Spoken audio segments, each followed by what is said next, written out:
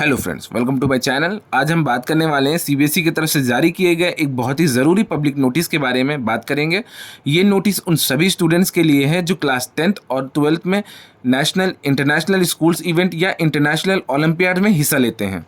सबसे पहले बात करते हैं स्पेशल एग्जाम्स, यानी कि अगर आपके सीबीएसई बोर्ड्स की डेट्स आपके स्पोर्ट्स अथॉरिटी ऑफ इंडिया जो कि एसएआई होता है या board of control for cricket in India जो कि बीसीसीआई से रिकॉग्नाइज्ड नेशनल या इंटरनेशनल इवेंट्स की डेट सेम एग्जामिनेशन से मैच कर जाती है तो सीबीएसई आपके लिए बाद में एक स्पेशल एग्ज़ाम कंडक्ट कराएगा। अब हम बात करेंगे ओलंपियाड्स के लिए। 2020 से ही Homi Bhabha centre for science education द्वारा रिकॉग्नाइज्ड इंटरनेशनल ओलंपियाड्स के लिए भी ये सुविधा दी जाती है फ्रॉम सीबीएसई। ये इनिशिएटिव इसलिए है ताकि स्टूडेंट्स स्पोर्ट्स और एकेडमिक दोनों में ही आगे बढ़ सकें और किसी भी चीज़ को छोड़ना ना पड़े। अब हम बात करते हैं सीबीएसई 10th के स्टूडेंट्स के लिए कुछ खास नियम, जैसे कि सीबीएसई ने क्लास 10 के लिए 2 बोर्ड एग्जामिनेशन पॉलिसी शुरू की है। फर्स्ट एग्जाम फरवरी के बीच में होगा और दूसरा मई 2026 में। ध्यान रखें इस बात का कि क्लास 10th के स्पोर्ट्स स्टूडेंट्स का स्पेशल एग्जाम सिर्फ मई 2026 में होने वाले सेकेंड बोर्ड एग्जामिनेशन के साथ ही होगा।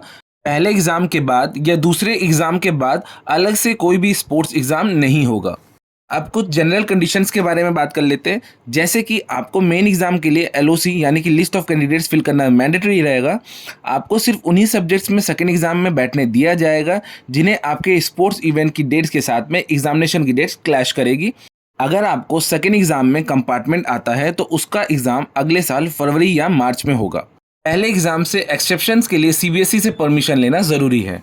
अब हम बात करने वाले हैं कि क्लास 12 के स्टूडेंट्स के लिए क्या, तो क्लास 12 के स्कीम में कोई भी चेंजेस नहीं है। अगर आपकी जर्नी या स्पोर्ट्स इवेंट की डेट एग्ज़ाम से क्लैश होती है तो आपके एग्ज़ाम्स मेन एग्ज़ाम के बाद दोबारा कंडक्ट किए जाएंगे।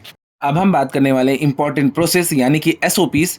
ये स्टेप्स क्लास 10th और 12th दोनों पर लागू होते हैं, जैसे कि रिक्वेस्ट यानी कि स्टूडेंट्स को स्कूल में रिक्वेस्ट देनी होगी। देन सर्टिफिकेट्स यानी कि स्कूल्स को एसएआई यानी कि स्पोर्ट्स अथॉरिटी ऑफ इंडिया या बीसीसीआई या HBCSE से पार्टिसिपेशन सर्टिफिकेट मांगना होगा।